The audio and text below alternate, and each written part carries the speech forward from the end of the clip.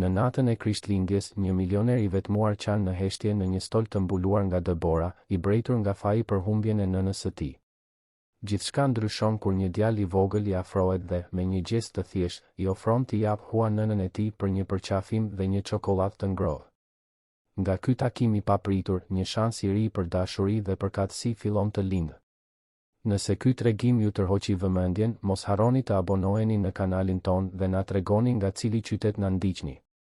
Vazhdojmë.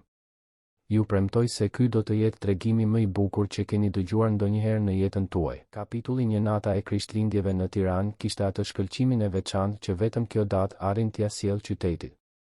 Bulevardet ishin stolisur me drita që vezullonin në një ritëm të kadencuar, sikur kërcenin nën tingujt e këngëve të Krishtlindjeve që buisnin nga dyqanet dhe banesat.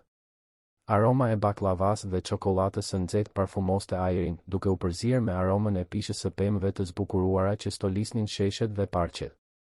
Familjet ecnin rrugëve, duke mbajtur çanta me dhurata dhe buzëqeshje të gjera, ndërsa fëmijët vraponin të ngazëllyer, duke treguar me gisht dekorimet e ndritshme që e shndërronin metropolin në një skenë për allash. Megjithatë, për Artan Berishën, asgjë nga këto nuk kishte kuptim.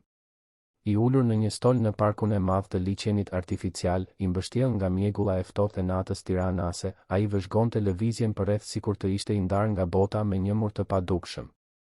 Dritat shumë ngjyrëshe që zbukuronin pemët përreth tij dukeshin të turbullta përmes lotëve që këmbëngulnin t'i rridhnin nëpër fytyrë.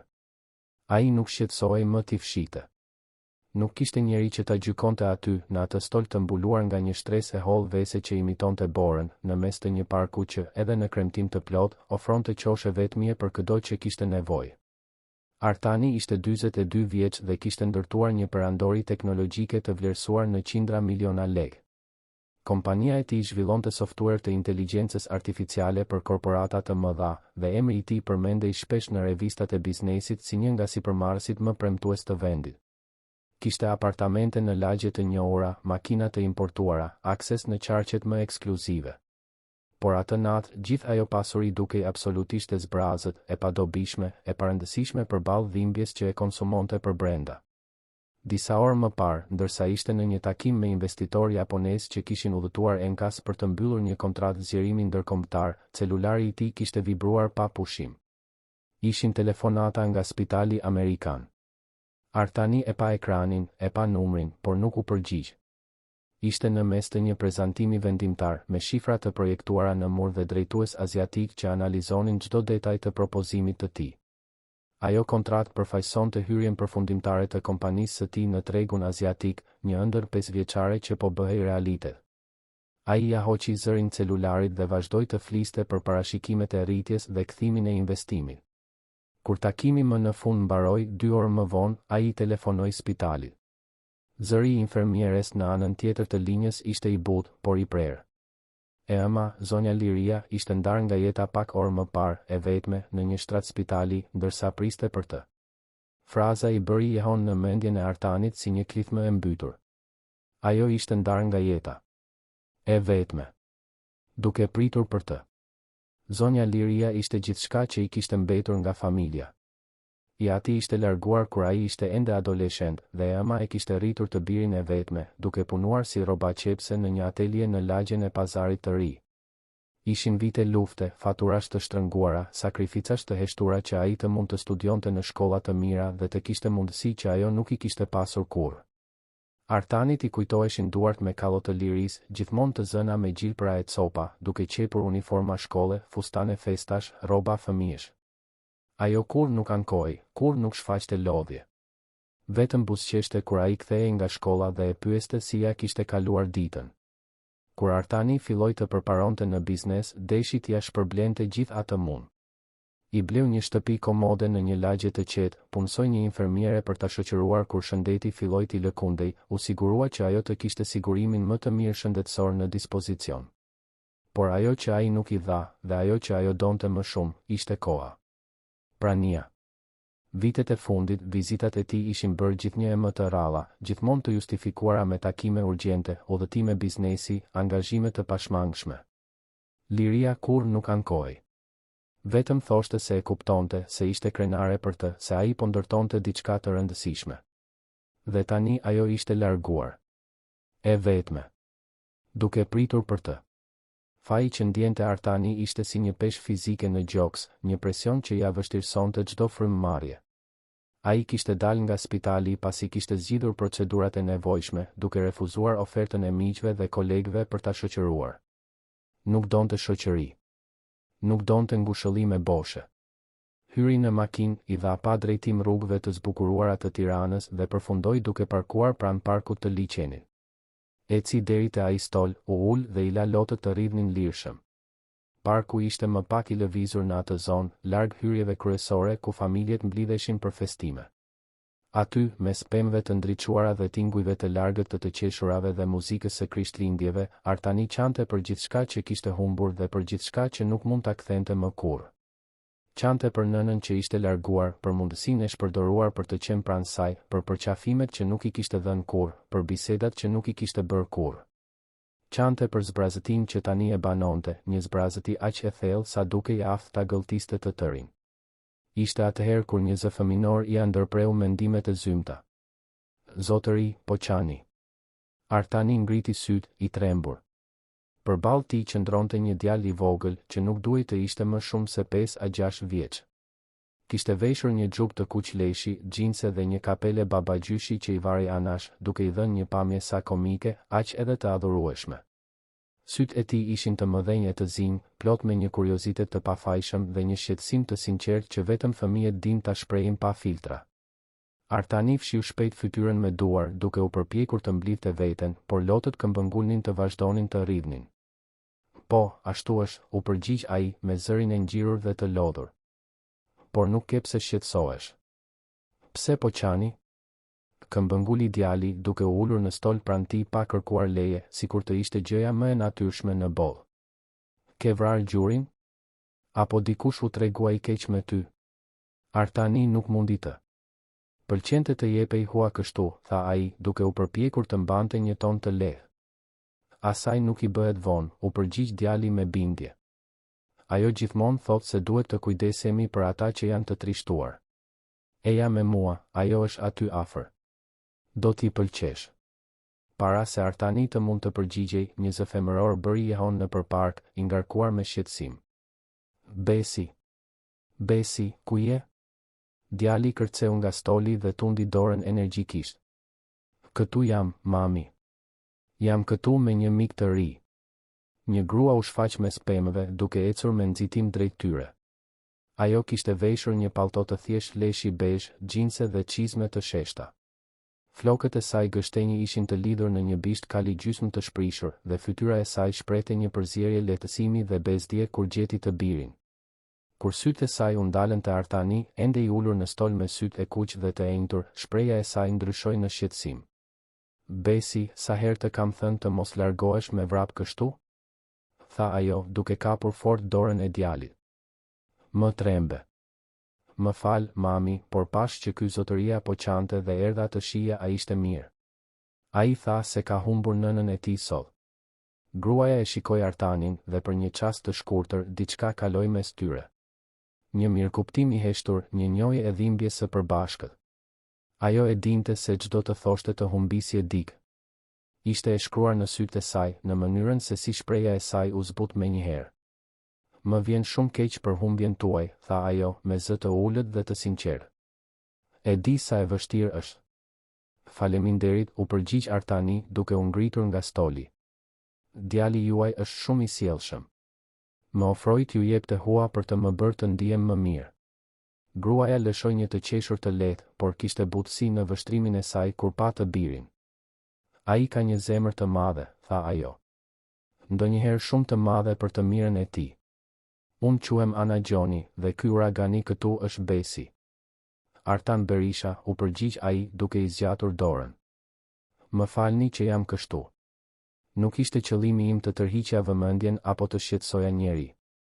Nuk keni pse të kërkoni falje që ndjeni, tha Ana, duke ja shtrënguar shkurtimisht dorën. Të gjithë kalojmë momente të vështira. Askush nuk duhet t'i kalojë i vetëm, aq më tepër në natën e Krishtlindjeve. Pati një heshtje mes tyre, jo e sikletshme, por e ngarkuar me kuptim. Besi, me sa duket i kënaqur që e kishte zgjidhur situatën, tërhoqi mëngën e palltosës së ëmës. Mami, a mund ta marrim zoti Artanin në shtëpi? Ai është vetëm dhe i trishtuar. Kemi ushqim me tepri, vet e the. Dhe janë Krishtlindjet. Askush nuk duhet të rri vetëm për Krishtlindje.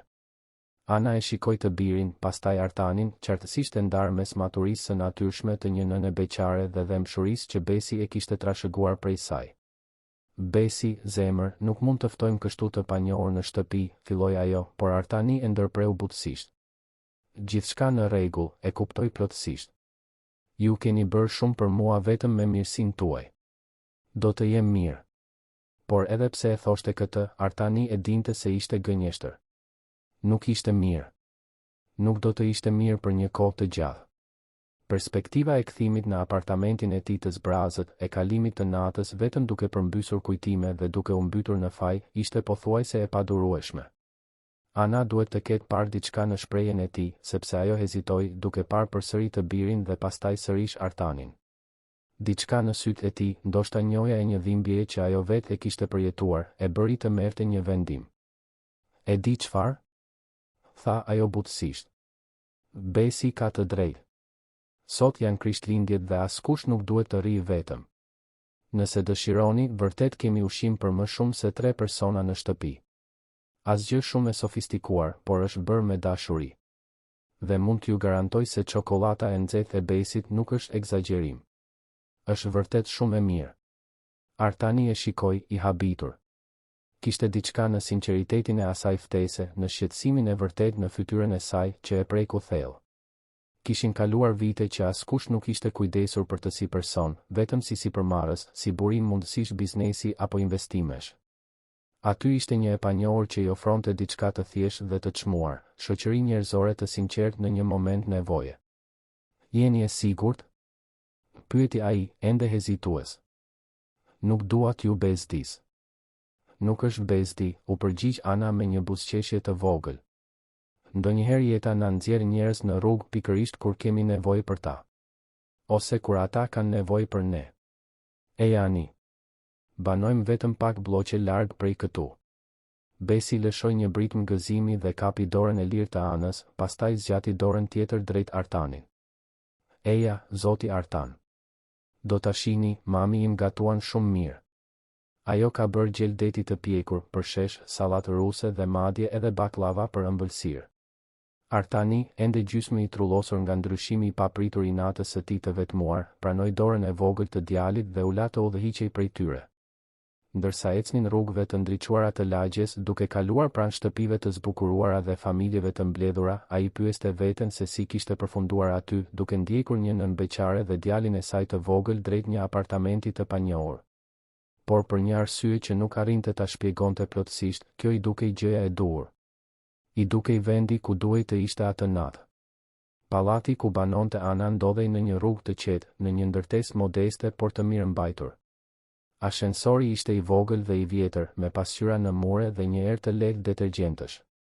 Besi nuk pushoi së foluri gjatë ngjitjes, duke treguar për dhuratat që kishte marrë, për përrallën që gjyshja ja kishte lexuar me videotelefonat më herët, për kekun që e kishte ndihmuar mamin ta bënte në mëngjes. Apartamenti ishte i vogël, ndoshta 60 metra katror, por ishte mikpritës në një mënyrë që hapësirat e gjëra minimaliste të Artanit nuk kishin qenë kurrë. Muret e dhomës së ndenjes kishin një ngjyrë kremi të butë, të zbukuruara me vizatime fëmijësh të kornizuara dhe disa foto familjare. Një pemë e vogël artificiale Krishtlindjesh zinte një cep, e stolisur me zbukurime të bëra me dorë dhe drita shumë ngjyrëshe. Divani ishte i vjetër por i rehatshëm, i mbuluar me batanie me ngjyra. Tavolina e ngrënies, e vogël dhe e rumbullakët, ishte tashmë e shtruar me pjata të thjeshta por të rregullta. Ndiheni si në shtëpinë tuaj, tha Ana, duke hequr pallton dhe duke e varur në varsen pranë derës. Do të ngroh vetëm ushqimin. Besi hiqe xhupin dhe laj duart. Mund të ndihmoj me diçka? Ofroi Artani, duke u ndier i huaj dhe në të njëjtën kohë çuditërisht si në shtëpi. Mund të rrini rehat, u përgjigj ajo me një buzëqeshje. Uluni aty në divan. Nuk do të vonohet shumë. Artani u ul, duke vëzhguar Besin që vrapoi drejt banjës dhe pastaj u kthye, duke hequr kapelen e babagjyshit dhe duke e hedhur në divan pranë Artanit.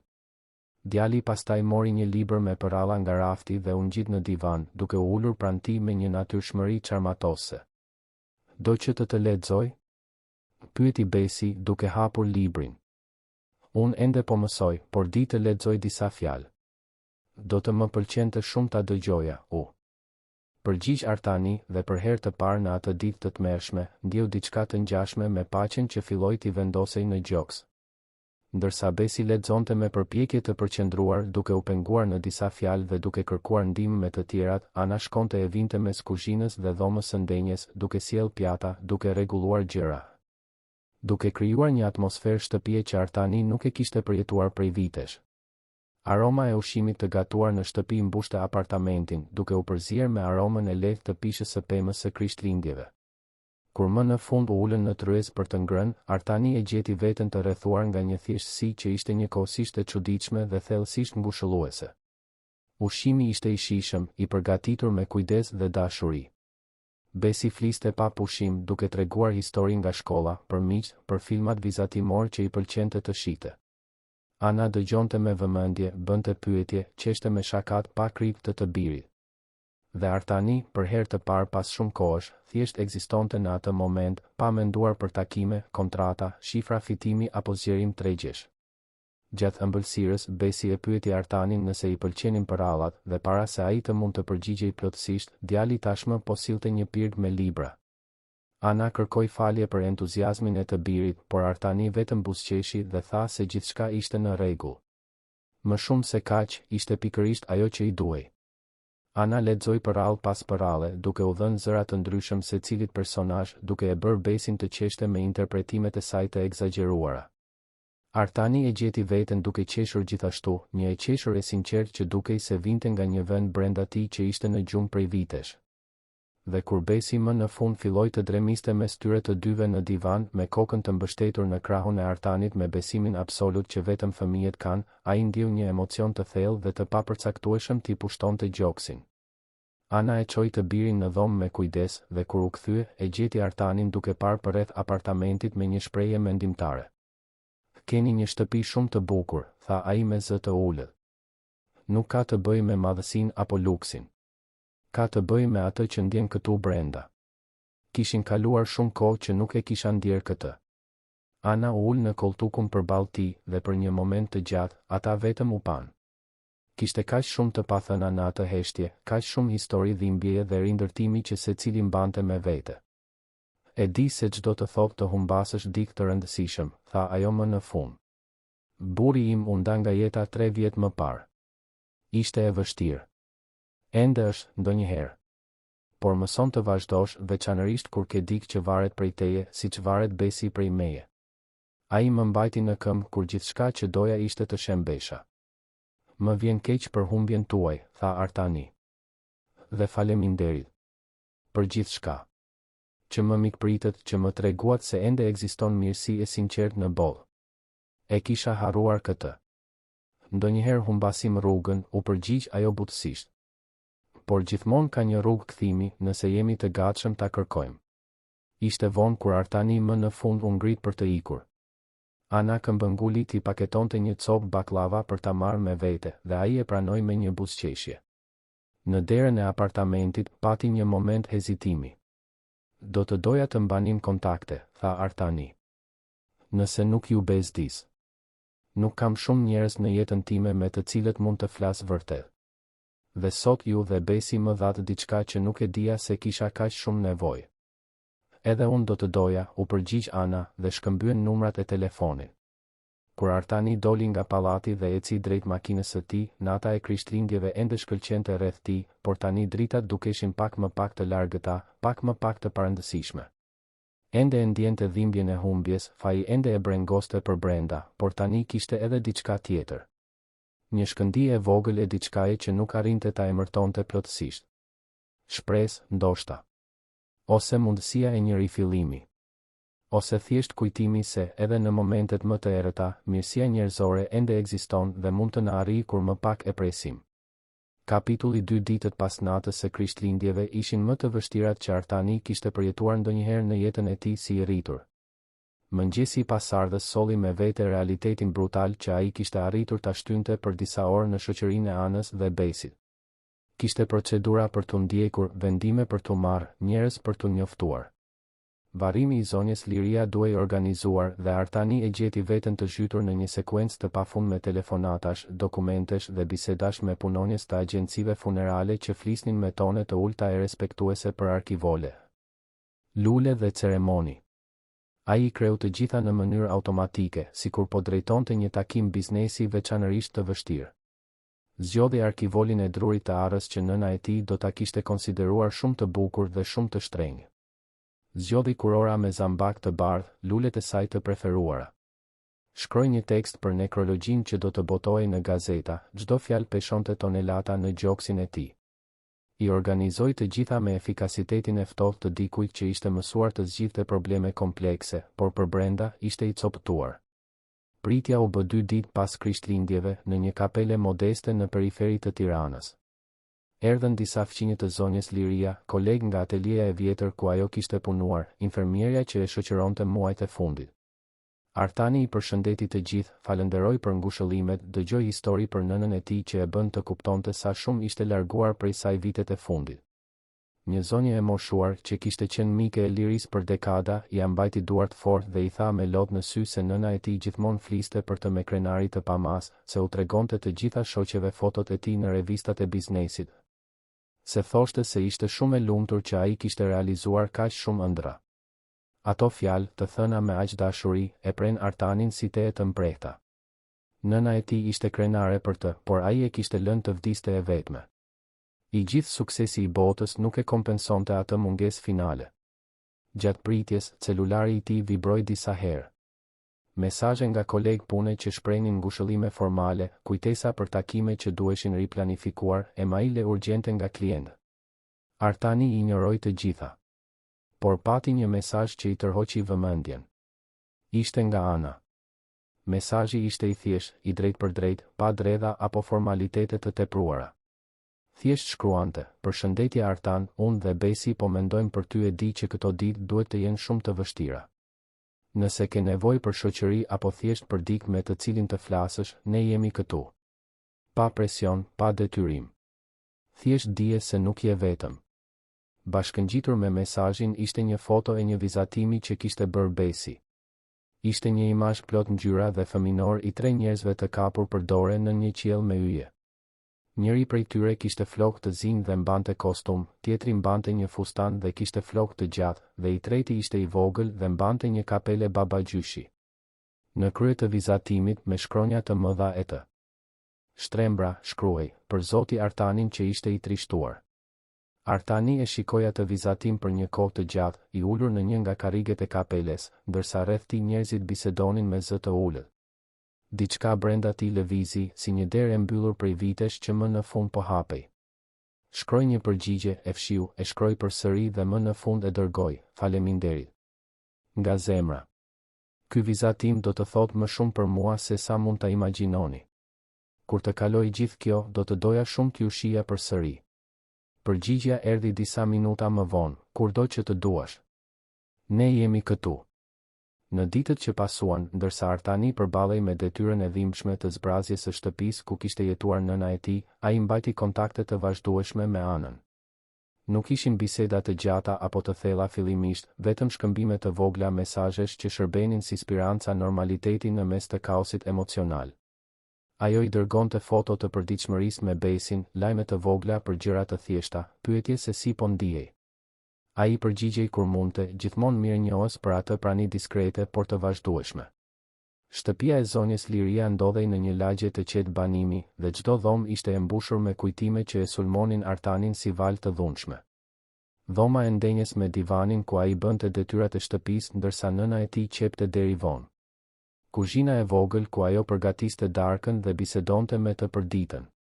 Dhoma e tij që ajo e kishte mbajtur praktikisht të paprekur që kur ai ishte larguar nga shtëpia më shumë se 20 vjet më parë, me postera të vjetër në mur dhe trofe të garave shkollore në rraf. Por më e vështira ishte dhoma e saj. Aty, mes rrobave të thjeshta por të mirë mbajtura, mes kutive me fije dhe copa, Artani gjeti një sirtar plot me prerje gazetash. Ishin të gjithë artikujt e botuar ndonjëherë për kompaninë e tij, për sukseset e tij profesionale. Ajo i kishte ruajtur të gjitha, të organizuara kronologjikisht, sikur po krijonte një arkiv krenarie amtare. Bashkë me prerjet, kishte letra që ai kishte dërguar kur ishte më i ri, foto të tyre së bashku në ditëlindje dhe diploma, dhe një fletore ku ajo shënonte data të rëndësishme të jetës së tij. Artani u ul në dyshemen e asaj dhome dhe qau siç nuk kishte qarë që fëmijë. Qau për gjithçka që kishte humbur, për të gjitha momentet që nuk do të ktheheshin, për të gjitha bisedat që nuk do t'i bënin kurrë. Por qau edhe për diçka më të thellë, për konstatimin se kishte shpërdoruar kohë të çmuar duke ndjekur gjëra që, në fund, nuk do të thoshin absolutisht asgjë përballë asaj që kishte vërtet rëndësi. Ishte në atë moment, me sytë e kuq dhe zemrën e thyer, që ai mori celularin dhe i shkroi një mesazh anës: "Jam në shtëpinë e nënës sime. Mendoj se nuk mund ta bëj këtë i vetëm. Mund të flasësh me mua për disa minuta?" Përgjigjja erdhi pothuajse menjëherë: "Sigurisht. Do që të telefonoj?" Dhe telefonoj. Zëri i anës në anën tjetër të linjës ishte i butë, mirëkuptues, pa gjykime. Ajo nuk u përpoq t'ia minimizonte dhimbjen apo t'i ofronte fraza të gatshme ngushëllimi. Thjesht dëgjoi ndërsa ai fliste për sirtarin me prerje gazetash, për fajin që e konsumonte, për ndjesinë se i kishte dështuar personit më të rëndësishëm të jetës së tij. Dhe kur ai më në fund mbeti pa fjalë, ajo ndau historinë e saj. Tregoi për ditën kur mori lajmin se burri i saj, Genti, ishte përfshirë në një aksident me makinë rrugës për në shtëpi. Ai ishte inxhinier ndërtimi dhe po kthehej nga një kantier në një qytet tjetër. Ishte diçka e papritur, pa paralajmërim, pa kohë për lamtumira. Një moment ai ekzistonte dhe në tjetrin, ajo ishte vetëm me një djalë 2 vjeçar për të rritur. Tregoi për muajt e mpirjes që pasuan, se si besi pyeste për baban çdo ditë dhe ajo nuk dinte si t'i shpjegonte se ai nuk do të kthehej. Tregoi për netët kur qante fshehur Azi në banjë që i biri të mos e shihte, për luftën për të mbajtur shtëpinë, për të paguar faturat, për të vazhduar të punonte si mësuese ndërsa bota i shembej rreth e rrotull. Por pas gjithë asaj, tha ajo, kishte një zgjedhje. Ajo mund të lihej të fundosej në dhimbje ose mund të zgjidhte të jetonte për djalin që varrej prej saj. Nuk ishte e lehtë. Disa ditë ishin ende të tmerrshme. Por dalë nga dalë, ajo mësoi se jeta vazhdon, se është e mundur të mbash dhimbjen dhe prapë të gjesh momente gëzimi, se të nderosh atë që është larguar nuk do të thotë të ndalosh së jetuari.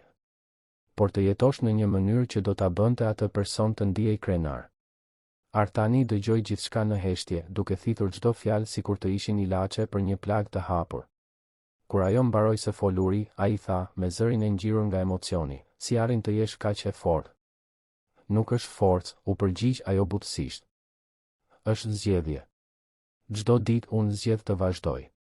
Disa ditë kjo zgjedhje është më e lehtë, të tjera është pothuajse e pamundur. Por unë vazhdoj të zgjedh.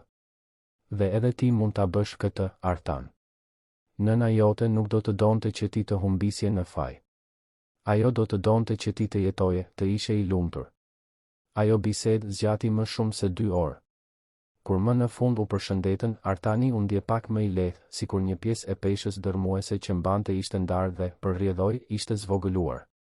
Ai mbaroi së rregulluri shtëpinë e nënës atë ditë, duke ndarë gjëra për të dhuruar, duke ruajtur kujtime të çmuara, duke mbyllur atë kapitull me ndërgjegjen e dhimbshme se ishte e nevojshme. Një javë pas varrimit, Ana e ftoi për një kafe. Ishte një ftesë e thjeshtë, e bërë në mënyrë të pafillim, por Artani e pranoi me një entuziazëm që e befasoi. U takuan në një kafene të vogël dhe të këndshme në zonën e bllokut, larg zhurmës së qendrës së biznesit të qytetit. Vendi kishte tavolina të vogla druri, mure të zbukuruara me vepra të artistëve lokal dhe një aromë të parezistueshme kafeje të freskët dhe buke të pjekur. Ana mbërriti disa minuta pas tij, me flokët e lëshuar që i binin mbi supe dhe një buzëqeshje të ndrojtur në buzë. Ajo kishte veshur një fustan të thjeshtë me lule dhe një xhaketë jeans, dhe Artani vuri re, për herë të parë në mënyrë të ndërgjegjshme, sa e bukur ishte. Jo një bukuri e bujshme apo e fabrikuar, por diçka e natyrshme, e sinqertë, që vinte nga brenda. Ata biseduan për orë të tëra. Folën për fëmijërinë, për ëndrat që kishin kur ishin të rinj, se si jeta ka një mënyrë të veçantë për të na çuar nëpër rrugë që kurrë nuk i kemi imagjinuar. Ana tregoi se gjithmonë kishte dashur të bëhej shkrimtare kur ishte adoleshente, por jeta e çoi drejt pedagogjisë dhe tani e donte punën si mësuese e klasës së dytë fillore. Foli për nxënësit e saj me një dashuri të dukshme, se si çdo fëmijë ishte një univers unik, për gëzimin e të parit të një nxënësi që më në fund kuptonte diçka që ishte përpjekur ta mësonte prej javësh. Artani foli për rrugëtimin e tij si sipërmarrës, por për herë të parë pa tonin e krenarisë automatike që përdorte gjithmonë në eventet e biznesit. Foli për çmimin që kishte paguar për këtë sukses, për miqësitë që kishte lënë pas, për marrëdhëniet që nuk kishin lulëzuar kurrë sepse ai ishte gjithmonë shumë i zënë, gjithmonë duke udhëtuar, gjithmonë në takime. Foli se si kishte ndërtuar një perandori por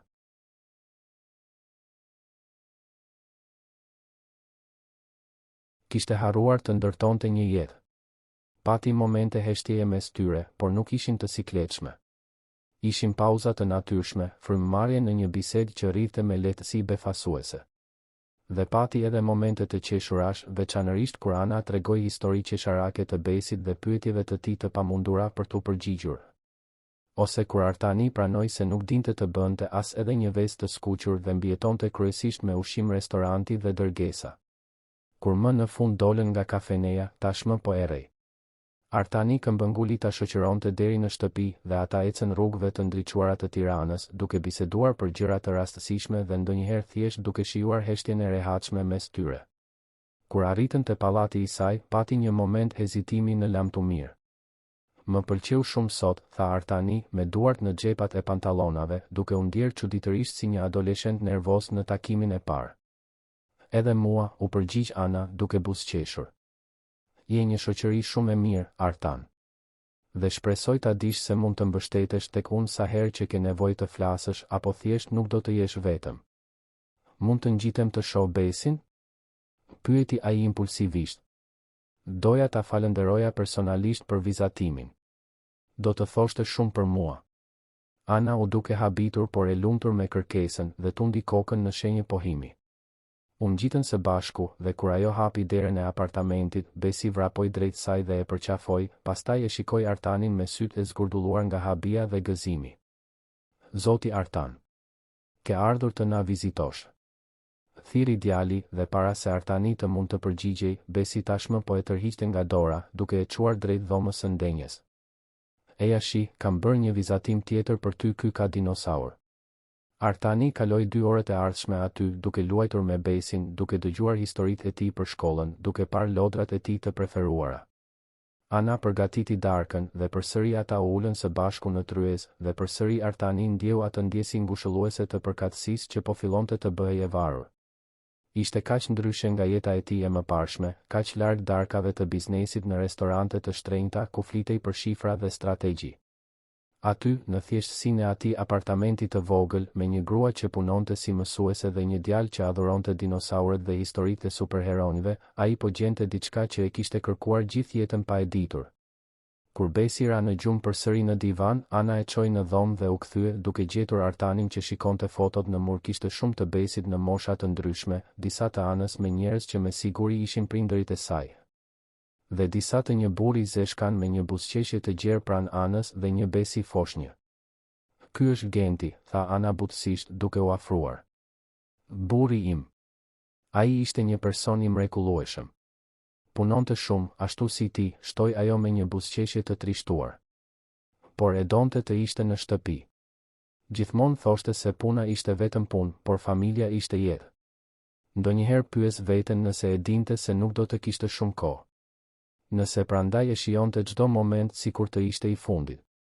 Artani e shikoi foton, buzëqeshjen e sinqertë të atij burri që nuk do ta njihte kurrë, dhe ndiu një përzierje të çuditshme emocionesh. Nuk ishte tamam xhelozi, por një lloj admirimi melankolik.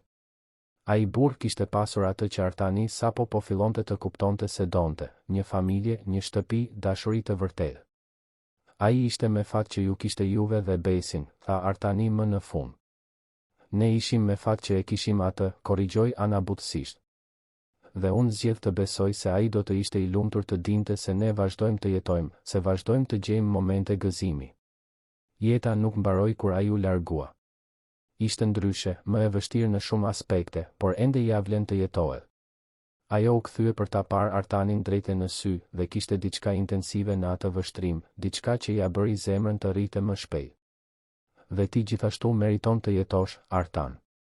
Meriton të gjesh gëzim përsëri, meriton të ndërtosh kujtime të reja, meriton të mos e ndëshkosh veten për pjesën tjetër të jetës për diçka që nuk mund ta ndryshosh më. Nëna jote nuk do ta donte këtë për ty. Si mund të jesh kaq e sigurt? Pyeti ai me zërin e ngjirur. Sepse asnjë nën nuk e do, u përgjigj ajo thjesht. Dhe sepse kam parë mënyrën se si e shikon Besin, si buzëqesh kur luan me të, si të ndriçojnë syt kur i lejon vetes thjesht të ekzistosh pa mbajtur gjithë atë peshë. Ti je një njeri i mirë, Artan. Dhe njerëzit e mirë meritojnë lumturinë. Pati një heshtje të ngarkuar mes tyre. Artani donte të thoshte kaq shumë gjëra, por fjalët dukeshin të pamjaftueshme, shumë të vogla për të shprehur vorbullën e emocioneve që ndjente. Kështu që, në vend që të fliste, ai thjesht zgjati dorën dhe i preku butësisht krahun, një gjest i vogël por plot kuptim. Faleminderit, tha ai më në fund. Për gjithçka. Që më mikpritet atë natë, që biseduat me mua kur kisha më shumë nevojë, që më treguat se ende ekziston mirësi dhe dëmshuri në botë. Ju dhe Besi po më ndihmoni të gjej një rrugë kthimi te vetja ime. Ana buzëqeshi dhe kishte lok që i shkëlqenin edhe në sytë e saj. Ndonjëherë gjejmë njëri tjetrin pikërisht kur kemi nevojë, tha ajo butësisht. Dhe ndoshta kemi nevojë për njëri tjetrin më shumë se sa e imagjinojmë. Kur Artani më në fund doli nga apartamenti atë natë, ishte vonë. Por këtë herë, kur i dha makinës nëpër rrugët e Tiranës, ai nuk u ndje plotësisht i humbur. Kishte një drejtim tani, edhe pse ende nuk e dinte saktësisht se ku çonte. Kishte Anën dhe Besin, kishte biseda të sinqerta, kishte momente të qeshurash dhe thjeshtësie që ndriçonin ditët e vështira. Dhe kishte, për herë të parë që nga humbja e nënës së tij, një fije shprese se ndoshta, vetëm ndoshta, ai mund ta rindërtonte jetën e tij në një mënyrë që kishte vërtet rëndësi. Ditët u shndërruan në javë dhe Artani e gjeti veten duke krijuar një rutinë që kurrë nuk e kishte imagjinuar të mundur. Filloi t'i vizitonte Anën dhe Besin rregullisht, jo vetëm her pas here, por disa herë në javë. I sillte ëmbëlsira Besit, libra që mendonte se djalit mund t'i pëlqenin, dhurata të vogla që ja bënin syt fëmijës të shkëlqenin nga gëzimi. E ndihmonte Anën me punët e shtëpisë, duke zbuluar me habi se kishte një kënaqësi të thjeshtë në gjëra si larja e enëve krah për krah ndërsa bisedonin për ditën. Ose palosja e rrobave së bashku ndërsa Besi shihte filma vizatimor në dhomën e ndenjes. Ai filloi ta kuptonte rutinën e tyre. Zbuloi se Besi ja dhuronte petullat në mëngjesin e së dielës, se Ana kishte zakon të lexonte para se të flinte, se fëmia kishte frikë nga bubullimat dhe kishte nevojë për shoqëri gjatë stuhive. Mësoi se Anës i pëlqente kafeja e fortë në mëngjes dhe çaji i kamomilit në mbrëmje, se ajo gjithmonë këndonte me zë të ulët ndërsa gatuante, se kishte një mënyrë të veçantë për të rregulluar jastëkët e divanit që ai e gjente të adhurueshme. Dhe në mes të gjithë kësaj, diçka po ndryshonte brenda tij. Dhimbja për humbjen e nënës ishte ende aty, me siguri do të ishte gjithmonë, por tani ajo shoqërohej nga emocione të tjera. Mirënjohje për kujtimet që kishte. Vendosmëri për të jetuar në një mënyrë që ta nderonte atë. Dhe diçka e re, diçka që rritej sa herë që shihte Anën të buzëqeshte, sa herë që Besi e thërriste Zoti Artan me atë gëzim fëminor. Sa herë që e gjente veten të paduruar për t'u kthyer në atë apartament të thjeshtë që po bëhej më shumë shtëpi se çdo vend ku ai kishte jetuar ndonjëherë. Një natë, pasi e vuri Besin në gjumë, Ana dhe Artani mbetën duke biseduar në balkonin e vogël të apartamentit. Qyteti shtrihej para tyre, drita vezulluese në distancë, zhurma e mbytur e trafikut duke krijuar një lloj kolone zanore urbane. Ana kishte një filxhan çaj në duar dhe Artani mbante një gotë ujë, të dy duke shijuar ajrin e freskët të natës. Mund të bëj një pyetje? Tha Ana pas një heshtjeje të gjatë. Çfarë do nga jeta tani?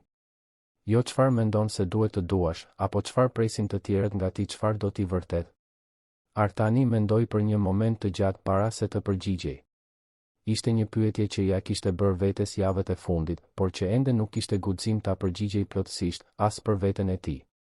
Dua të kem rëndësi, tha ai më në fund. Jo në kuptimin korporativ, të bëj diferencën në shifrat e një kompanie apo në treg. Dua të kem rëndësi për njerëz të vërtetë. Dua të kem dikë që i mungoj kur nuk jam afër. Dua të kem arsye për të zgjuar në mëngjes që nuk janë takime apo kontrata.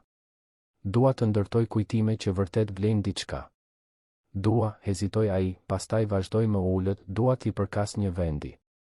Dikujt. Ana e shikoi me një intensitet që e bëri të skuqej lehtë. Ti tashmë i përket, Artan, tha ajo butësisht. Besit. Mua. Nëse do, sigurisht. Dhe ti do? Pyeti ai, duke u kthyer plotësisht për ta parë, me zemrën që i rrite fort në gjoks. Sepse unë dua. Më shumë se sa duhet, ndoshta. Më shumë se sa prisja. Por unë dua të jem këtu, me ju. Dua të jem pjesë e jetës suaj, nëse më pranoni. Ana e la filxhanin e çajit më njan dhe bëri një hap drejt tij. Kishte lot në sytë e saj, por po buzëqeshte. Unë dua, tha ajo, me zërin e mbytur nga emocioni. Dhe Besi tashmë të adhuron. Dhe unë, hezitoi ajo, pastaj mori frym thellë dhe vazhdoi, unë po filloj të ndiej gjëra për ty që nuk i kisha ndjer prej shumë kohësh.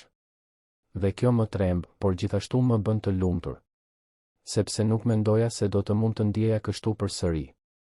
Artani zgjati dorën dhe i preku butësisht fytyrën, duke i fshirë një lok që i kishte rrjedhur.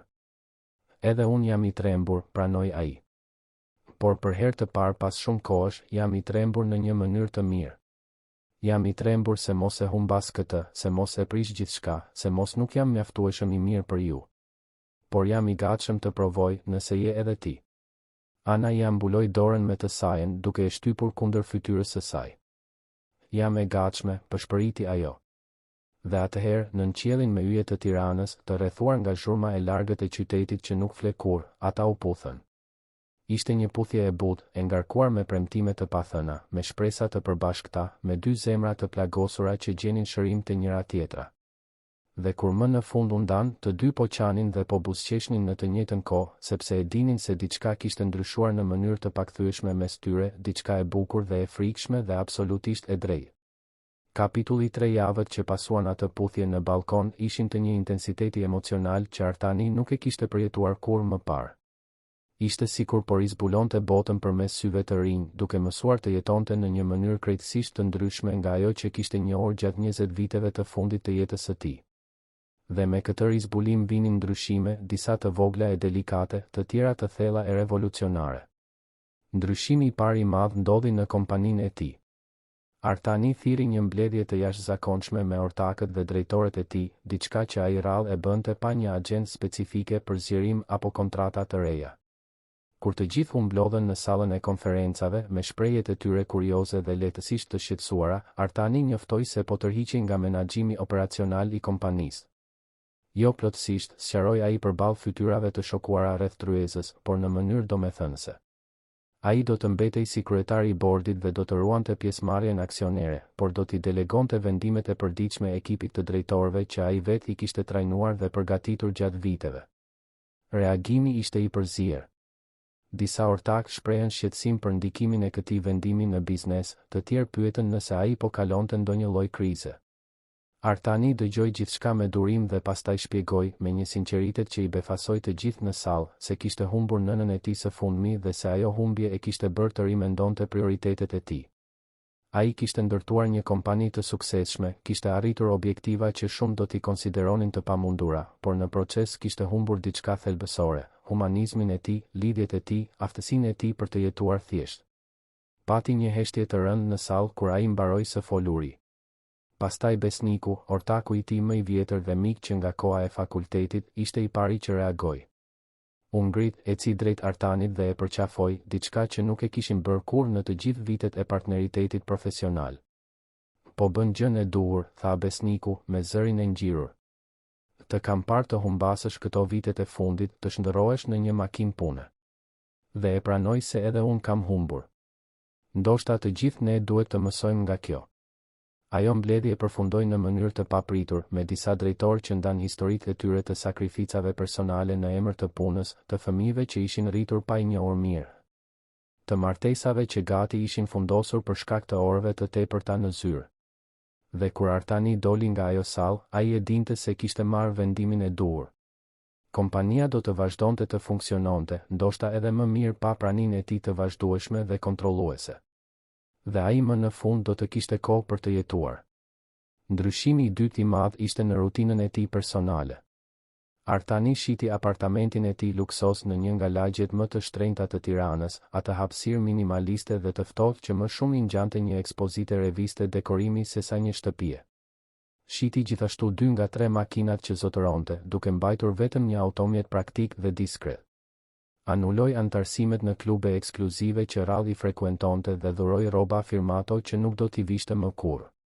Me parat nga shitja e apartamentit dhe me një perspektivë të re mbi atë që i nevojitej vërtet, Artani kërkoi një vend për të jetuar që të ishte afër anës dhe besit. Gjeti një apartament në të njëjtën lagje, vetëm 3 bloqe larg.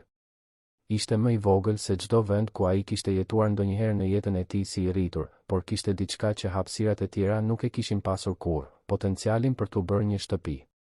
Apartamenti kishte 2 dhoma gjumi, një dhomë ndenjeje të gjerë me balkon, kuzhinë të integruar dhe një pamje të këndshme nga një shesh me pemë. Artani e mobiloi me kujdes, por këtë herë pa punësuar dekorator të shtrenjtë apo bler mobilje me dizajn italian. Zgjodhi çdo pjesë duke menduar për rehatin dhe funksionalitetin. Një divan i madh dhe i butë ku mund të strukej me një libër. Një tavolinë ngrënieje druri që mund të mbante më shumë njerëz. Raftet për librat që po i zbulonte kënaqësinë e leximit. Dhe në dhomën e dytë, që fillimisht do të ishte një zyrë, ai la hapësirë boshe me një shpresë të fshehtë në zemër. Gjatë gjithë procesit të zhvendosjes, Ana dhe Besi ishin të pranishëm. Besi ishte tejet i entuziazmuar me apartamentin e ri, duke vrapuar në për dhomat bosh dhe duke deklaruar se ishte perfekt. Ana e ndihmoi Artanin të zgjidhte perdet, të vendoste se ku t'i vendoste mobiljet, ta shndërronte atë hapësirë në diçka mikpritëse.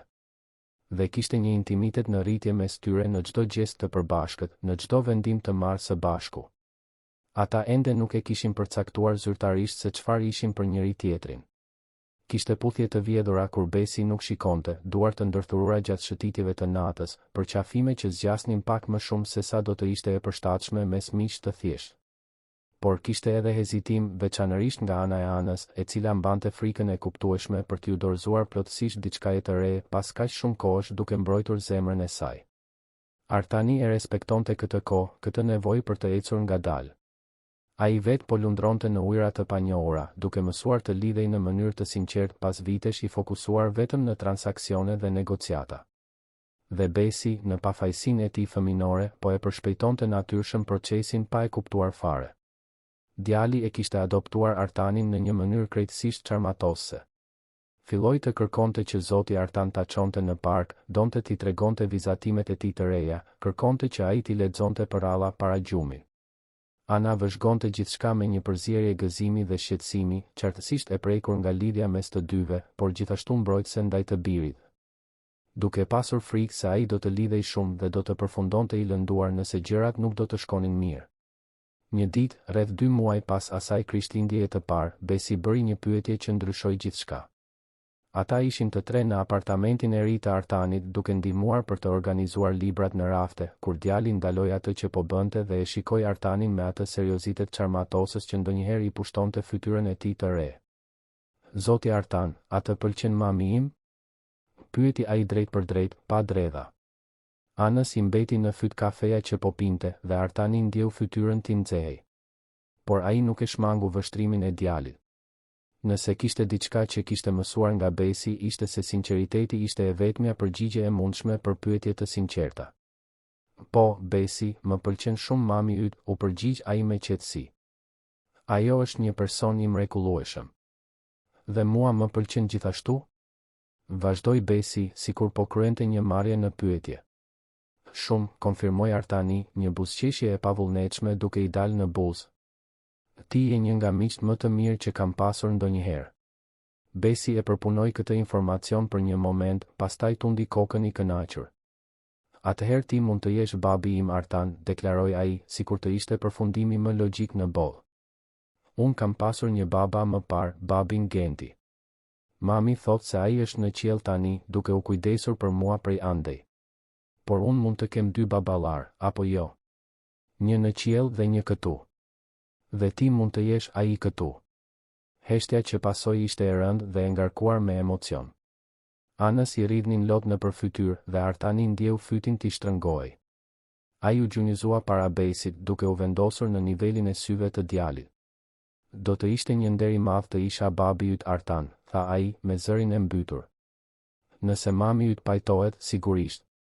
Ana fshiu lotët dhe u afrua pranë tyre duke u ulur në gjunjë pranë tyre. Unë pajtohem, tha ajo butësisht. Nëse kjo është ajo që do ti, zemra ime, dhe nëse kjo është ajo që do edhe Artani, atëherë unë pajtohem. Besi lëshoi një britm gëzimi dhe u hodh në krahët e Artanit, duke e përqafuar me atë forcë disproporcionale që kanë fëmijët e vegjël kur janë të lumtur. Artani e përqafoi fort dhe mbi kokën e djalit, sytë e tij takuan ata të Anës. Kishte kaq shumë që thuej në atë vështrim, kaq shumë premtime të heshtura, kaq shumë frikëra që po mposhteshin, kaq shumë dashuri që po fillonte të lulëzonte. Nga ajo ditë, dinamika mes të treve ndryshoi në mënyrë delikate por domethënëse. Artani nuk ishte më vetëm një mik i afërt apo një vizitor i shpesh. Ai ishte pjesë e familjes, i njohur dhe i pranuar nga antari më i rëndësishëm, Besi. Dhe me këtë pranim erdhi një përgjegjësi që Artani e përqafoi me seriozitet dhe gëzim. Ai filloi ta merrte Besin nga shkolla disa herë në javë, duke i dhënë një dorë Anës që punonte në të njëjtin orar. Mësoi të përgatiste ushqimin e preferuar të djalit, të ndihmonte me detyrat e shtëpisë, të merrte pjesë në mbledhjet me prindër në shkollë. Zbuloi se kishte një gëzim të pamas në gjëra të vogla si lidhja e lidhëseve të atletëve të Besit, ose pastrimi i një gjuri të gërvishtur pas një rrëzimi në park, ose dëgjimi i historive të gjalla për atë që kishte ndodhur në shkollë atë ditë. Dhe me Anën, marrëdhënia lulëzoi në një mënyrë të natyrshme dhe të pashmangshme.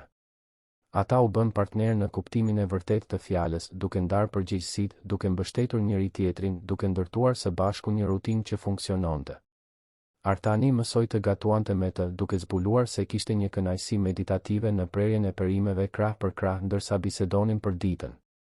Ajo e ndihmoi të rilidhej me pjesë të vetes që ai kishte varrosur në shtresa ambicie dhe pune, duke i kujtuar se atij i pëlqente muzika, kinemaja, thjesht shëtitjet pa një destinacion të caktuar. Pati sfida, sigurisht. Momente kur ndryshimi mes botëve të tyre bëhej i dukshëm. Ana ndonjëherë ndiheje sikletosur kur Artani, nga zakoni, donte të zgjidhte problemet me para, duke bler gjëra ose duke paguar për shërbime. Ajo e bëri të kuptonte se jo gjithçka mund ose duhej të zgjidhej kështu, se ndonjëherë ajo që i duhej Besit ishte kohë dhe vëmendje, jo dhurata të shtrenjta. Dhe Artani duhej të çmësonte vite të tëra kushtëzimi korporativ, të mësonte se jo gjithçka në jetë ishte një negociat apo një problem për të zgjidhur me efikasitet. Por ata i kaluan këto ndryshime me durim dhe komunikim të hapur. Artani ishte vërtet i gatshëm të mësonte, dhe Ana ishte e gatshme të mësonte dhe gjithashtu të mësonte prej tij. Sepse pavarësisht ndryshimeve, ata ndanin diçka themelore, dëshirën për të ndërtuar një jetë që kishte kuptim të vërtet, të bazuar në dashuri dhe lidhje të sinqertë. 3 muaj pas atij takimi të parë në park, Artani mori një vendim që do të vuloste përfundimisht transformimin e tij. Ai caktoi një takim me avokatin dhe kontabilistin e tij, dhe së bashku ata strukturuan një plan që ai të dhuronte një pjesë të konsiderueshme të pasurisë së tij për institucione bamirësie. Jo gjithçka, ai ende duhej të siguronte siguri financiare për veten dhe, shpresonte, për Anën dhe Besin. Por një pjesë thelbësore ju caktua kauzave që nëna e tij i kishte mbështetur gjithmonë: jetimore, shkolla publike, spitale komunitare. Kur i tregoi Anës për këtë vendim, ajo e shikoi me një përzierje admirimi dhe shqetësimi. Je i sigurt për këtë? Pyeti ajo. Janë shumë para, Artan. Nuk ke nevojë ta bësh këtë për të provuar diçka. Nuk ka të bëjë me të provuarit, u përgjigj ai, duke i mbajtur duar. Ka të bëjë me nderimin. Nëna ime punoi gjithë jetën me pothuajse asgjë dhe prapë gjithmonë dhuronte atë që mundte për ata që kishin më pak. Ajo më mësoi se pasuria e vërtet nuk është në sa grumbullon, por në sa ndan. E harrova këtë për një kohë të gjatë. Por tani dua të jetoj sipas këtyre vlerave. Dua që Besi të rritet duke parë se parat janë një mjet për të bërë mirë, jo një qëllim në vetvete. Ana e puthja të herë, një puthje e gjatë dhe e thellë që thoshte gjithçka që fjalët nuk do të mund ta shprehnin. Dhe në atë moment, Artani e dinte me siguri absolute se ishte në rrugën e duhur. Javët u shndërruan në muaj dhe jeta e Artanit u bë e panjohshme krahasuar me atë që kishte qenë një vit më parë. Ai zgjohej herët jo për të lexuar emaile pune apo për të përgatitur prezantime, por për të ngrënë mëngjes me Anën dhe Besin, duke shijuar ato mëngjese të çmuara para se të gjithë të dilnin për aktivitetet e tyre përkatëse. Ai e çonte Besin në shkollë dhe bisedonte me prindër të tjerë te porta, diçka që kur nuk e kishte imagjinuar ta bënte. Ai e merrte djalin pasdite dhe e çonte në park, duke e shtyrë në lisharse dhe duke e ndihmuar të ndërtonte kështjella në kutinë e rërës. Ai mësoi të përgatiste darkën në familje, të shihte filma vizatimor pa shikuar celularin, të luante me makina dhe superheronj pa ndjerë se po humbiste kohë. Sepse ai më në fund e kishte kuptuar se ajo nuk ishte humbje kohe. Ajo ishte të jetuarit. Ishte ndërtimi i kujtimeve. Ishte të qenit i pranishëm në momentet që kishin vërtet rëndësi. Dhe dalë nga dalë, ai gjithashtu filloi të vinte re ndryshime në vetvete që shkonin përtej veprimeve të jashtme. Faji për vdekjen e nënës ishte ende aty, me siguri do të ishte gjithmonë, por ishte shndërruar në diçka tjetër. Nuk ishte më një peshë dërmuese që e pengonte të merrte frym, por një kujtim i butë se jeta është e brishtë dhe koha është e çmuar. Ai vizitonte varrin e zonjës Liria rregullisht, ndonjëherë vetëm, ndonjëherë me Anën dhe Besin. Flitej me të në mendime, i tregonte për jetën e tij të re, për njerëzit që kishte takuar, se si po përpiqej të jetonte në një mënyrë që do ta bënte atë krenare. Një pasdite, rreth 5 muaj pas krishtlindjeve që kishin ndryshuar gjithçka, Ana e priti Artanin në apartamentin e saj me një shprehje serioze që e shqetësoi menjëherë. Besi ishte në shtëpinë e një shoku, kështu që ishin vetëm, dhe serioziteti i saj e la të shqetësuar. Ka ndodhur diçka? Pyeti ai, duke u ulur pranë saj në divan. Jo, asgjë e keqe, u përgjigj ajo shpejt, por pastaj hezitoi. Ose të paktën mendoj se nuk është e keqe. Por është e rëndësishme dhe duhet të flasim për këtë. Artani priti me durim, duke i dhënë kohë të organizonte mendimet. Këto muajt e fundit kanë qenë të mrekullueshëm, filloi ajo më në fund. Ti e bër pjesë e jetës sonë në një mënyrë që kur nuk e kisha imagjinuar të mundur. Besi të adhuron dhe unë bëri një pauzë, mori frym thellë dhe unë të dua, Artan. E di që ndoshta është herët për ta thënë këtë, por është e vërteta. Jam dashuruar me ty me personin që je, me mënyrën se si e trajton Besin, me bujarinë dhe mirësinë tënde, me gatishmërinë tënde për të ndryshuar dhe për të rritur. Zemra e Artanit u përshpejtua. Ai e dinte se ndjente të njëjtën gjë, por dëgjimi i atyre fjalëve të thëna me zë të lartë ishte ndryshe, ishte reale në një mënyrë që bënte gjithçka të dukej më intensive dhe e frikshme dhe e mrekullueshme në të njëjtën kohë. Edhe unë të dua, tha ai, me zërin e tij të prerë dhe të qartë. Të dua ty, e dua Besin, e dua jetën që po ndërtojmë së bashku. E dua atë që jam bërë që kur ju kam njohur. Ana buzëqeshi, por ende kishte diçka të tensionuar në shprehjen e saj. Atëherë duhet të vendosim se ku do të shkojmë nga këtu, tha ajo.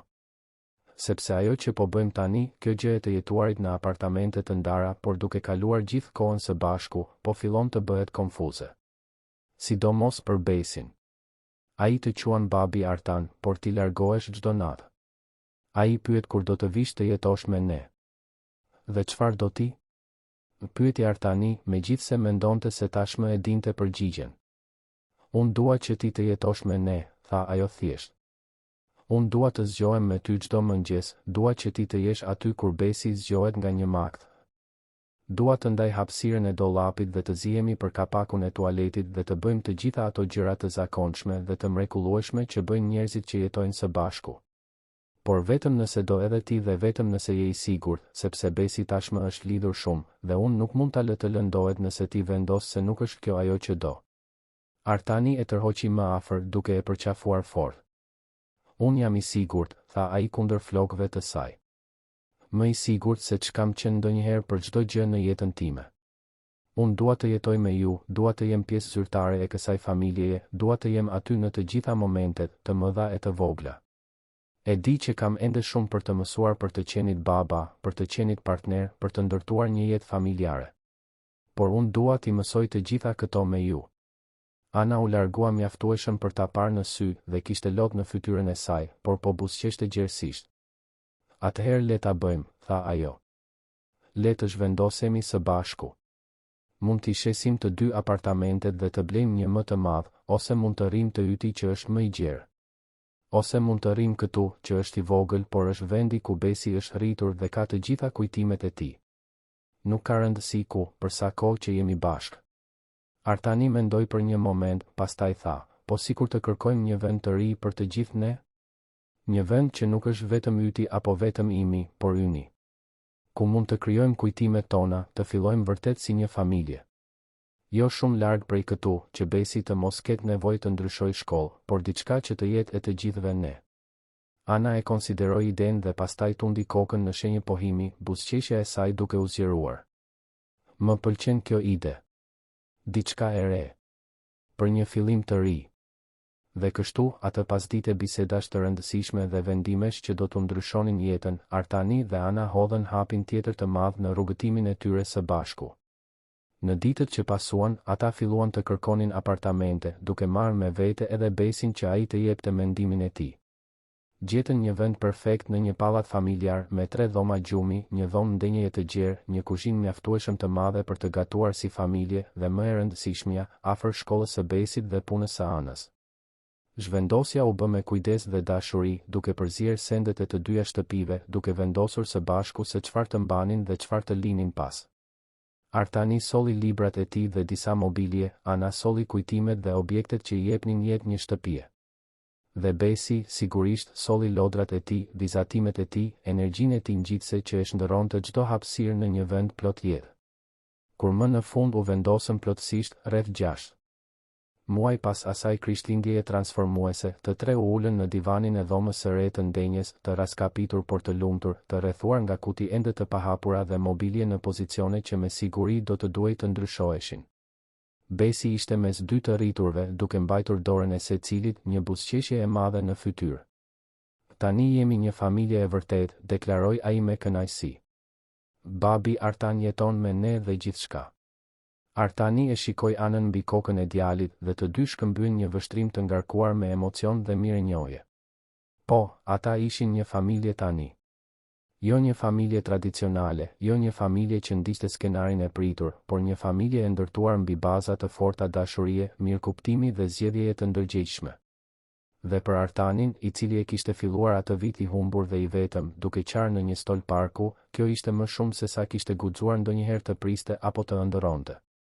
Kapitulli 4 Krishtlindjet e para që Artani, Ana dhe Besi i kaluan së bashku si familje zyrtare ishin krejtësisht të ndryshme nga të mëparshmet, por po aq të paharrueshme në mënyrën e tyre. Apartamenti që tani ndanin ishte zbukuruar me kurora, drita shumë ngjyrëshe dhe një pemë krishtlindjesh që të tre e kishin zgjedhur dhe stolisur së bashku. Çdo zbukurim përfaqësonte një kujtim ose një moment të veçantë që kishin jetuar muajt e fundit. Besi ishte i entuziazmuar me perspektivën e të pasurit të babit Artan në shtëpi ditën e krishtlindjeve, të zgjohej dhe ta gjente aty, të hapte dhuratat të gjithë së bashku. Ai kishte bërë një listë të pafundme për babagjyshin, plot me lodra dhe dëshira fëminore, por në krye të listës, e shkruar me shkronja të rregullta që Ana e kishte ndihmuar t'i formonte, ishte: "Dua që babi Artan të rrijë me ne përgjithmonë." Artani qau kur e pa atë, duke e përqafuar djalin me një intensitet që e bëri edhe Anën të emocionoi. Mëngjesi i krishtlindjeve zbardhi i kthjellët dhe me diell, një kontrast i theksuar me natën e mjegull dhe të ftohtë të vitit të kaluar. Artani u zgjua herët para Anës dhe Besit dhe qëndroi shtrirë në shtrat për disa minuta, thjesht duke përthithur realitetin e vendit ku ishte. Pranë tij, Ana flinte qetësisht, me flokët e shpërndarë në jastëk, një shprehje paqeje në fytyrë. Në dhomën ngjitur, ai mund të dëgjonte gërhitjet e vogla të Besit, i cili me siguri do të zgjohej së shpejti plot energji dhe entuziazëm. Ai u ngrit ngadalë, duke u përpjekur të mos e zgjonte Anën, dhe shkoi në kuzhinë të përgatiste kafe. Ndërsa priste që ujë të zjente, shikoi përreth apartamentit, duke vëzhguar shenjat e jetës së përbashkët kudo. Këpucët e Besit të hedhura pranë derës, çanta e punës së Anës në divan, syzet e tij të leximit mbi një pirë librash në tavolinën e vogël. Foto të kornizuara në mure që tregonin të tre në momente të ndryshme, në park, në një ditë në plazh, në ditëlindjen e Besit, në një darkë të thjeshtë në shtëpi. Kjo ishte shtëpi. Kjo ishte familje. Kjo ishte gjithçka. Zhurma e hapave të vegjël e të shpejtë e nxori nga mendimet, dhe Besi u shfaq në kuzhinë, ende me pijame, me sytë e zgurdulluar nga entuziazmi. Babi Artan. Janë krishtlindjet. Babagjyshi ka ardhur. Pothuajse bërtiti ai dhe Artani qeshi duke vënë një gisht mbi buzë për ta heshtur. Le ta zgjojmë mamin tënd ngadalë, dakord? Ajo meriton të flej edhe pak. Por Besi tashmë po vraponte përsëri drejt dhomës dhe së shpejti Artani dëgjoi zërin e përgjumur të Anës të ndjekur nga më shumë të qeshura.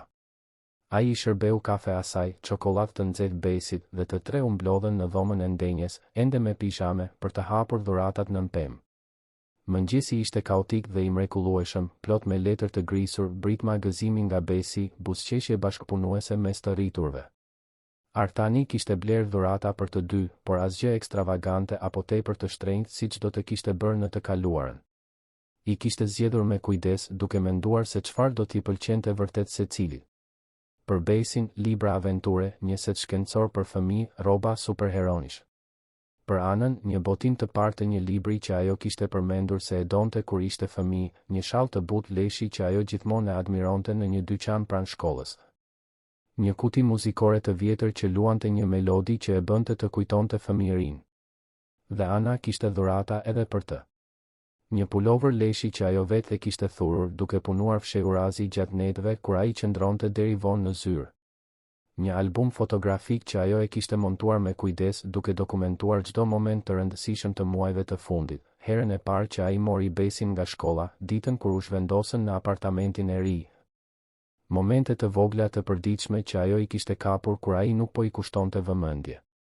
Dhe Besi, me ndihmën e nënës, kishte bërë një vizatim të kornizuar që tregonte të tre të kapur për dore, me një zemër të madhe të kuqe në qiellin mbi ta. Pasi hapën dhuratat, ata përgatitën drekën e Krishtlindjeve së bashku. Artani kishte mësuar të gatuante mjaft mirë muajt e fundit dhe e ndihmoi Anën të përgatiste gjelin e detit, përsheshin, orizin, sallatën. Besi u ngarkua të bënte biskotat me xhenxhefil për ëmbëlsirë, me mbikëqyrje natyrisht dhe kuzhina u bë një rrëmujë adhurueshme mielli, brumi dhe të qeshurash. Gjatë drekës, ndërsa shijonin ushqimin e përgatitur me dashuri, Besi ngriti gotën e tij me lëng rrushi, duke imituar të rriturit kur bënin një dolli dhe tha me seriozitet, "Unë dua të bëj një dolli. Për familjen tonë. Sepse ne jemi familja më e mirë në të gjithë botën." Artani dhe Ana ngritën gotat e tyre, me sytë që u shkëlqenin nga lotët e përmbajtur dhe përsëritën, "Për familjen tonë." Pasdite, pasi Besi më në fund u lodh duke luajtur me të gjitha dhuratat e reja dhe bëri një sy gjumë në divan, Artani dhe Ana mbetën duke biseduar me zë të ulët, të mbështjellë me njëri tjetrin, duke vëzhguar djalin që flinte. "E mban mend Krishtlindjen e kaluar?" pyeti Ana butësisht. "Si ishe kur u takuam?" Artani tundi kokën, kujtimi ende i gjallë në mendjen e tij. "E mbaj mend çdo detaj. Isha plotësisht i humbur, duke u mbytur në faj dhe dhimbje. Nuk shija asnjë rrugë dalje, nuk mund të imagjinoja një të ardhme. Dhe pastaj u shfaq një djalë 5 vjeçar që më ofroi të më jepte hua mamin e tij." Ana qeshi me zë të ulët, duke i përkëdhelur flokët Artanit. "Huaja më e mirë që kam bërë ndonjëherë", bëri shaka ajo. "Nuk ma ktheve më kurrë." "As nuk kam ndërmend", u përgjigj Artani, duke e puthur butësisht. "Ju të dy më shpëtuat, e di? Nga vetja ime, nga jeta e zbrazët që po jetoja, nga spirali rënës në të cilin po bija. Ju më treguat se çfarë ka vërtet rëndësi. Edhe ti na shpëtove", kundërshtoi ajo. "Unë kisha filluar të besoja se nuk do të mund të doja më kurrë dik, se zemra ime ishte mbyllur përgjithmonë pas humbjes së Gentit. Dhe Besi kishte nevojë për një figurë atërore, edhe pse unë përpiqesha të isha gjithçka për të. Ti solle dritë përsëri në jetën tonë, Artan. Ti na plotësove në një mënyrë që nuk e dija se na mungonte." Ata heshtën për një moment, thjesht duke përthithur paqen dhe plotësinë e atij momenti. "E di çfarë do të doja të bëja?" tha Artani më në fund. "Do të doja të kthehesha te ai stol në park. Aty ku filloi gjithçka. Mendoj se do të ishte e rëndësishme, në një farë mënyre, të mbyllnim rrethin." Ana e konsideroi idenë dhe pastaj buzëqeshi. "Mendoj se do të ishte e bukur. Kur do të shkojmë?" "Sonte në mbrëmje. Pas darkës. Të tre së bashku." Dhe kështu, pas një darke të lehtë të përbërë nga mbetjet e drekës dhe më shumë biskota me xhenxhefil, ata u veshën trash dhe dolën për në parkun e liçenit. Nata ishte e ftohtë por me yje dhe parku ishte i ndriçuar me dekorime krishtlindjesh edhe më të përpunuara se vitin e kaluar. Familjet shëtisnin në përshtigje, fëmijët vraponin duke qeshur, grupe mish bënin piknik natë në zonat me bar. Besi mbante dorën e secilit të rritur duke lëkundur krahët energjikisht ndërsa ecte mes tyre, duke kënduar këngë krishtlindjesh që i kishte mësuar në shkollë. Ata kaluan pranë pemëve të stolisura me drita vezulluese, pranë skenave të lindjes së Krishtit të montuara në pika të ndryshme të parkut, pranë këngëtarëve që interpretonin këngë tradicionale të krishtlindjeve. Më në fund, arritën te ai stol. I njëjti stol ku Artani kishte qenë ulur një vit më parë, i vetëm dhe i shkatëruar. Duke i kaq ndryshe tani, i ndriçuar nga dritat festive, i rrethuar nga gëzimi dhe jeta. Por ishte i njëjti stol, dëshmitar i heshtur i një takimi që kishte ndryshuar gjithçka. Artani u ul ngadalë dhe Ana u ul pranë tij, duke e tërhequr Besin në prehrin e saj. Për një moment të gjatë, të tre thjesht qëndruan aty, duke vëzhguar lëvizjen e parkut, duke dëgjuar tingujt e largët të qeshurave dhe muzikës. Këtu ishe duke qarë, tha Besi papritur, duke e parë Artanin me ata syt e tij të mëdhenj e serioz. Ishe shumë i trishtuar për shkak të nënës tënde. Këtu isha, po, konfirmoi Artani me zërin e mbytur. Isha në momentin më të keq të jetës sime. Dhe pastaj u shfaqe ti dhe ndryshove gjithçka. Unë vetëm doja të ndihmoja, tha Besi thjesht. Mami gjithmonë thot se kur dikush është i trishtuar, ne duhet të jemi të sjellshëm. Dhe ti ishe shumë i sjellshëm, u përgjigj Artani, duke e përqafuar djalin. Mirësia më e rëndësishme që dikush ka pasur ndonjëherë me mua. A trishtohesh ende për nënën tënde? Pyeti Besi, shqetësimi i dukshëm në fytyrën e tij të re. Artani mendoi me kujdes para se të përgjigjej, duke dashur të ishte i sinqert, por të mos e tremte djalin. Ndonjëherë trishtohem, po, tha ai më në fund. Më mungon të flas me të mund ta përqafoj. Por e di çfarë ka ndryshuar? Tani kur mendoj për të, nuk ndjej vetëm trishtim. Ndjej edhe mirënjohje. Mirënjohje që kam pasur një nën kaq të mrekullueshme, për të gjitha gjërat që ajo më mësoi, për të gjitha sakrificat që bëri për mua. Dhe mendoj se ajo do të ishte shumë e lumtur nëse do të mund të më shihte tani, duke jetuar jetën që po jetoj, me familjen që kam ndërtuar. Ana ja shtrëngoi dorën, lot të heshtur i rridhnin në për fytyrë. Ajo do të ishte shumë krenare për ty, tha ajo butësisht. Për atë që je bërë, se si e ke hapur zemrën, se si e do Besin sikur të ishte djali yt që nga dita e parë. Ajo do t'ju kishte dashur të dyve, tha Artani, zëri i tij duke u thyer. Ajo do të kishte adhuruar të njëjtë ty, Ana. Dhe do ta kishte llastuar Besin tmerrësisht, siç do të bënte çdo gjyshe e mirë. Besi mbeti mendueshëm për një moment, pastaj tha diçka që i bëri të dy të rriturit të emocionoheshin thellë. Atëherë unë kam dy gjyshe në qiell tani. Gjyshen Liria dhe gjyshen që nuk e njoha kurrë, mamin e babit tim Genti. Ato mund të jenë shoqe atje lart dhe të kujdesen për ne së bashku. Artani nuk mundi t'i mbante lotët. Ai e tërhoqi Besin në një përqafim të fortë, dhe Ana ju bashkua atyre, të tre duke u përqafuar fort aty në atë stol, të bashkuar nga lidhje që nuk ishin gjaku por zgjedhje dashurie. Një lidhje të thellë që i ka përcente për kufizimet tradicionale të familjes. E di çfarë kuptova? Tha Besi kur më në fund u ndan. Mirë që ta dhash hua mamin tim atë ditë. Sepse tani ti nuk je më i trishtuar dhe unë fitova edhe një baba. Të gjithë fituam. Ishte një pazar i shkëlqyer. Artani dhe Ana qeshën përmes lotëve, sepse vetëm një fëmijë mund t'i shihte gjërat në mënyrë kaq të thjeshtë dhe të thellë në të njëjtën kohë. Dhe Besi kishte të drejtë. Kishte qenë një pazar i shkëlqyer. Më i miri nga të gjithë. Ata qëndruan në stol edhe për pak kohë, thjesht duke vëzhguar jetën që ndodhte rreth tyre. Artani shikoi dritat vezulluese në pemë, familjet që kalonin, çiftet e kapur për dore, dhe ndjeu një paqe të thellë dhe të plotë. Një vit më parë, ai ishte pikërisht aty, i thyer dhe i humbur. Dhe tani ishte i plot në një mënyrë që nuk kishte qenë kurrë më parë. Jeta ka një mënyrë të çuditshme për të funksionuar, mendoi ai. Ndonjëherë duhet të coptohesh plotësisht për të rindërtuar në mënyrën e duhur. Ndonjëherë duhet të humbasësh gjithçka për të zbuluar se çfarë ka vërtet rëndësi. Dhe ndonjëherë, vetëm ndonjëherë, në momentin tënd më të errët, shpëtimi vjen në formën e një djali të vogël me një zemër gjigante që ofron të jap hua nënën e tij për të bërë të buzëqeshësh përsëri. Kur më në fund u ngritëm për t'u kthyer në shtëpi, Besi kapi dorën e Artanit dhe e shikoi me seriozitet. Premto që nuk do të ikësh kurrë, kërkoi ai, dhe kishte një frikë të vogël por reale në sytë e tij, frika e një fëmie që tashmë kishte humbur dikë të rëndësishëm dhe kishte frikë të humbiste përsëri. Artani u gjunjëzua para djalit duke e parë drejtë në sy. Të premtoj, Besi. Nuk do të shkoj askund. Ti, mami yt dhe unë, jemi një familje tani. Dhe familjet qëndrojnë bashkë, pavarësisht se çfarë ndodh. Mund të mbështetesh tek unë gjithmonë. Për pjesën tjetër të jetës. Besi buzëqeshi i kënaqur dhe pastaj, me atë logjik fëminore çarmatose, ndryshoi plotësisht temë. A mund të pi më shumë çokoladë të nxehtë kur të arrijmë në shtëpi?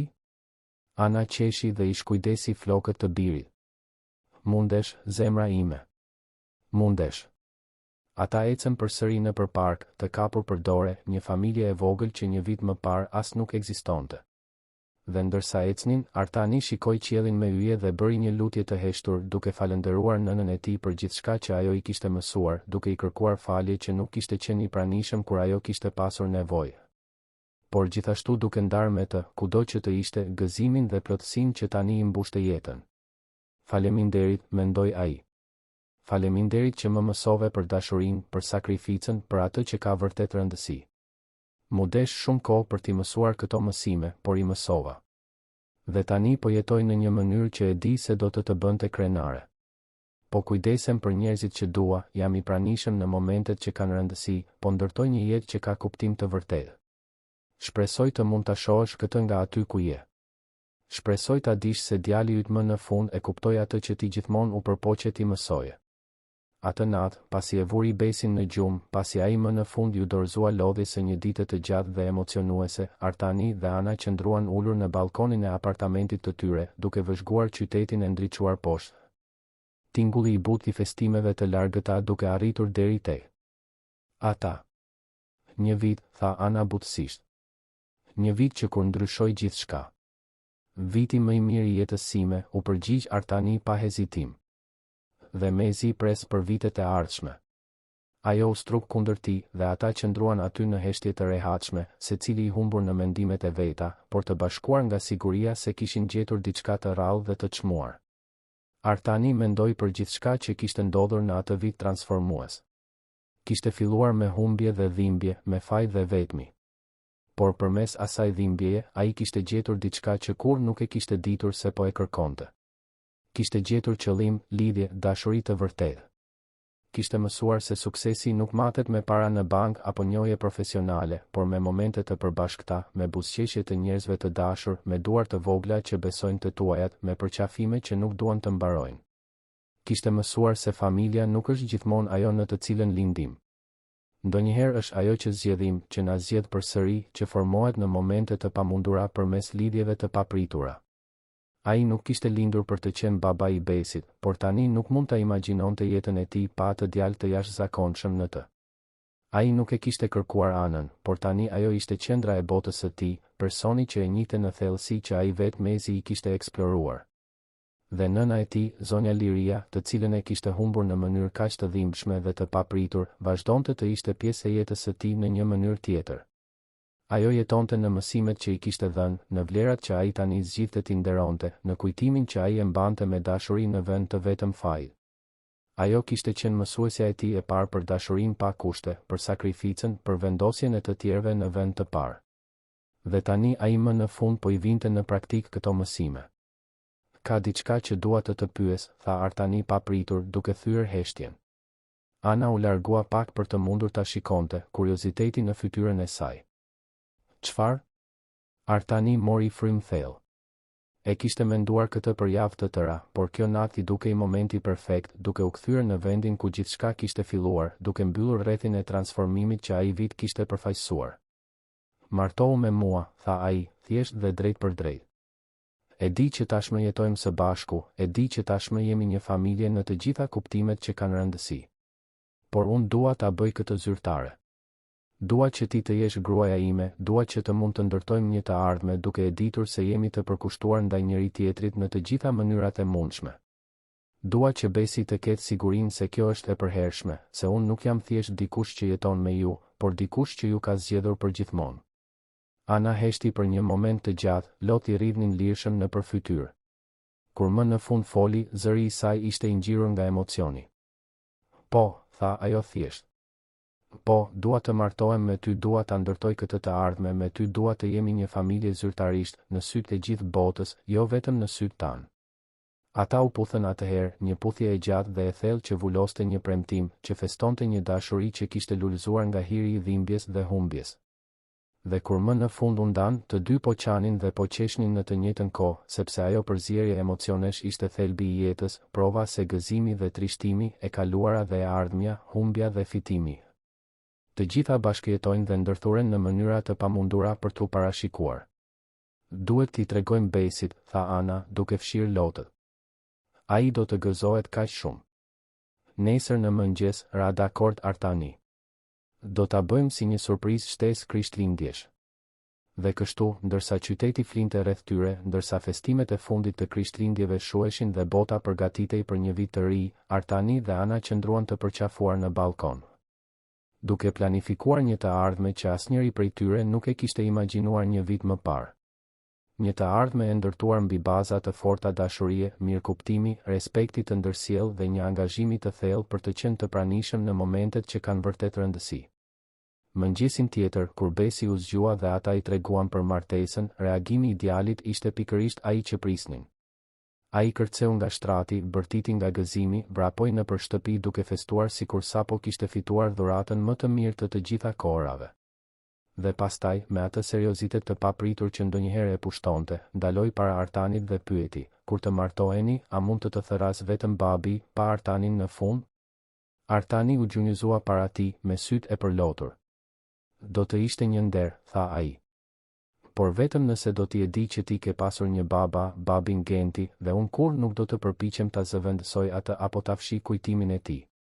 Besi mendoi për një moment, pastaj tha me një mençuri që i kalonte 6 vitet e tij, unë mendoj se babi Genti do të ishte i lumtur të dinte se unë të kam ty tani. Dhe mendoj se mund të kesh 2 baballar, edhe pse njëri është në qiell. Por po, unë dua të thëras vetëm babi. Sepse kjo je ti për mua.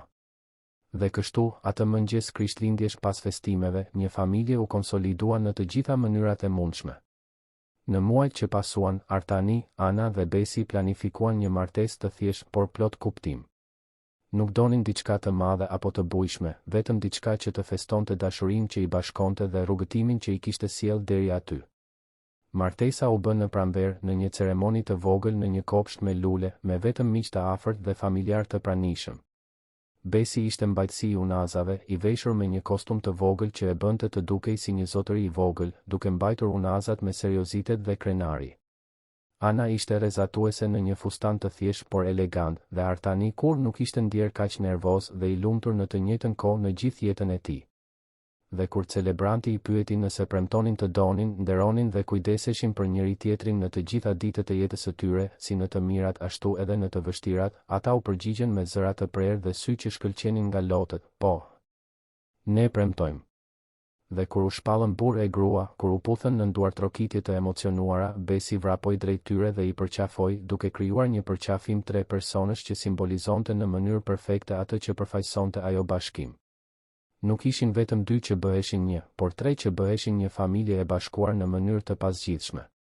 Vitet që pasuan ishin plot me ulje ngritjet normale të çdo familjeje. Pati momente të vështira, diskutime për gjëra të vogla, strese të përditshmërisë. Besi u rrit dhe kaloi nëpër të gjitha fazat tipike të fëmijërisë dhe adoleshencës, ndonjëherë sfidues, ndonjëherë i ëmbël, gjithmonë i dashur. Artani mësoi të ishte baba përmes provave dhe gabimeve, duke bërë gabime por gjithmonë duke u përpjekur të ishte i pranishëm, të dëgjonte, të mbështeste pa mbytur. Ana dhe Artani ndërtuan një martesë të bazuar në komunikim të hapur dhe respekt të ndërsjellë.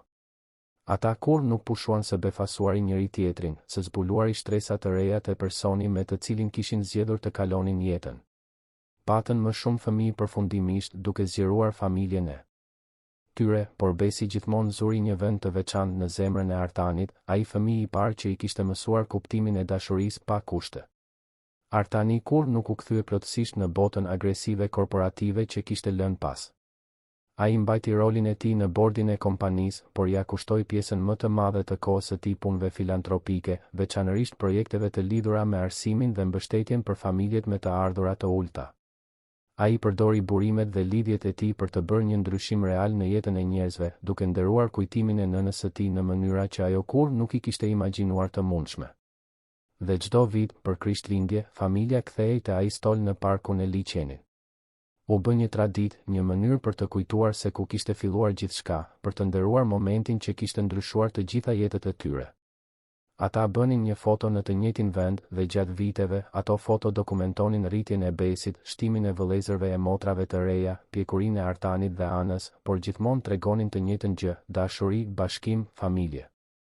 Dhe gjithmonë, kur ishin në atë stol, Artani shikonte qiellin me yje dhe mendonte për nënën e tij. Ai bisedonte me të në mendime, i tregonte për jetën e tij, për nipërit e mbesat që ajo do t'i kishte dashur, për burrin që ishte bërë.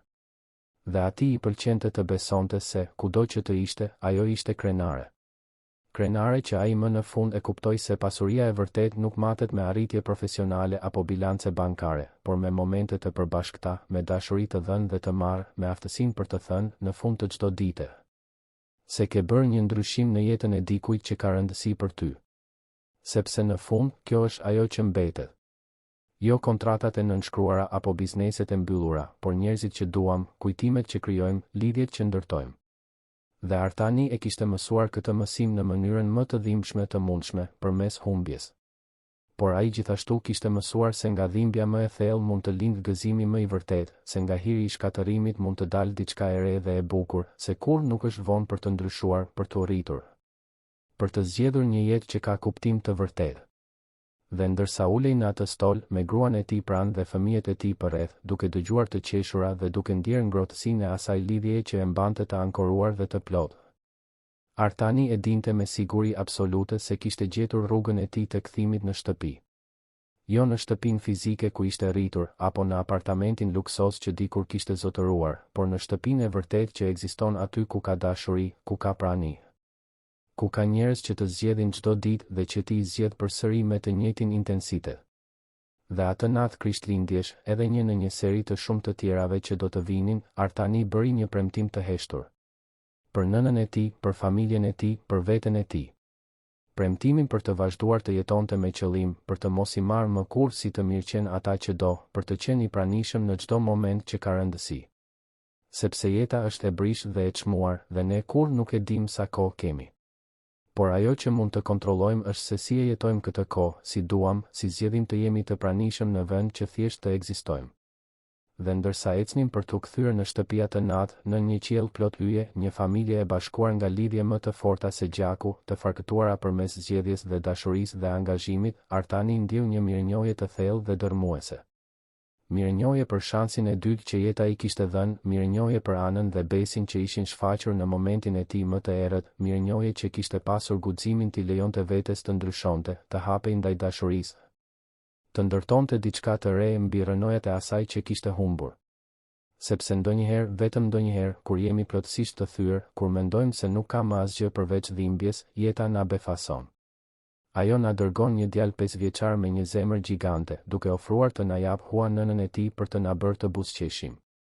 Ajo na jep një shans të dytë për ta bërë si duhet, për të jetuar vërtet, për të ndërtuar një familje jo të bazuar në detyrim apo traditë, por në zgjedhje të ndërgjegjshme dhe dashuri të vërtetë.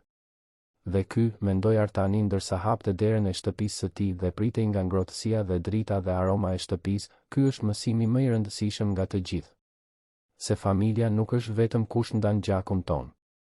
Është kush ndan rrugëtimin ton, kush na zgjedh në momentet tona më të këqija dhe qëndron me ne përmes stuhive. Është kush na sheh vërtet në gjithë papërsosmërinë dhe humanizmin ton dhe na do gjithsesi. Është kush e shndërron një shtëpi në vatër, kush i shndërron momentet në kujtime, kush e shndërron një jetë në diçka që ja vlen të jetohet. Dhe për gjithë këtë, Artani ishte mirënjohës. Jo vetëm atë Krishtlindje, por çdo ditë. Mirënjohës për dhimbjen që e transformoi, mirënjohës për humbjen që e ridrejtoi, mirënjohës për njerëzit e jashtëzakonshëm që hynë në jetën e tij pikërisht kur ai kishte më shumë nevojë. Dhe ndërsa përqafonte familjen e tij atë natë, i rrethuar nga dashuria dhe ngrohtësia dhe siguria absolute e përkatësisë, ai e dinte se më në fund, kishte gjetur atë që gjithmonë e kishte kërkuar pa e ditur. Kishte gjetur shtëpinë. Kishte gjetur familjen. Kishte gjetur veten.